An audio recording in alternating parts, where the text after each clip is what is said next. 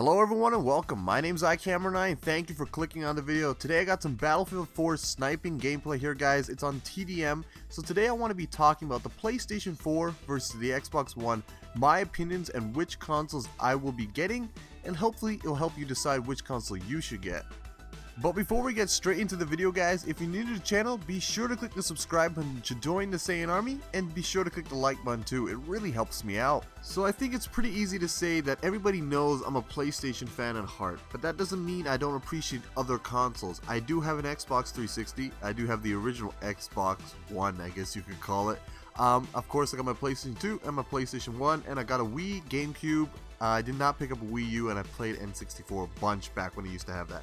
But coming on to the new generation consoles, of course I picked up the PlayStation 4, that's what you're seeing right now, and I am loving the console. You could say they're a little gripe, maybe some of the crashes that games are having right now. It's still pretty early in the console's lifespan, so I guess that's kind of expected. But let's talk about the Xbox One. Now, it's fairly known on my channel that I'm not a huge Xbox fan, but it doesn't mean I'm not going to be picking it up. I just won't be picking it up, I guess you could say, within the first year.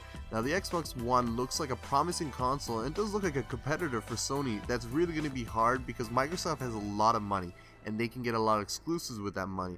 They've really showed it off with the Call of Duty series getting all the DLC early, and that's a huge selling point to a lot of people. Now, a lot of people are coming out and saying that the Xbox One is much more of a media console center. I guess you could say that's kind of true because of the HDMI input where you can put your live table television box through the Xbox One, but this also brings in the fact that they also have a bunch of streaming apps.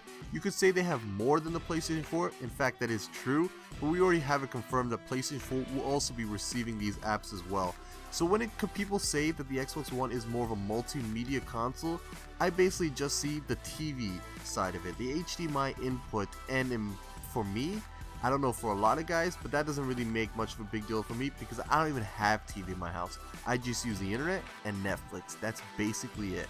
But for you guys, if that's something important for you, maybe you're going to have your Xbox One hooked up to a console center where you got all your stuff connected in one theater room. It makes sense why you would want to have that. It is also a selling point to a lot of people for that reason alone.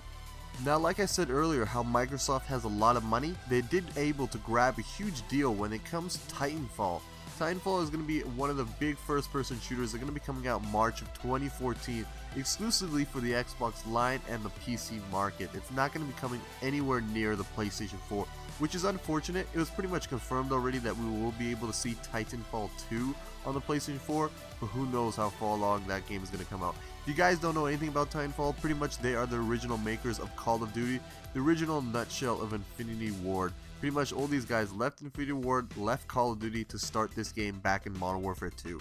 Now, probably the last and biggest difference between these consoles are actually the controller themselves. They kind of went a flip-flop in this generation. It's completely backwards from what we got from the last generation. What I mean is the analog sticks on the PlayStation 4 are now tighter. Previously on the PlayStation 3, the DualShock 3, their sticks were a lot looser, and the Xbox 360 sticks were much tighter. But this way, it's all around. The Xbox One sticks are looser, and the PlayStation 4 sticks are much tighter compared to the previous generation. Now, it all comes down to preference, really. Personally, I have used both controllers right now, and in my opinion, they're both phenomenal controllers, but I have to give it to the PlayStation 4, mainly because of its trackpad abilities. Something that I feel like developers will be using in the later years, especially first-party studios. But the real definitive answer on which console you should buy, in my personal opinion, is where your friends play. I bought the PlayStation 4 because that's where my friends play and that's where my subscribers play. So let me know which console you chose this holiday season, and I'll be seeing you in the next video.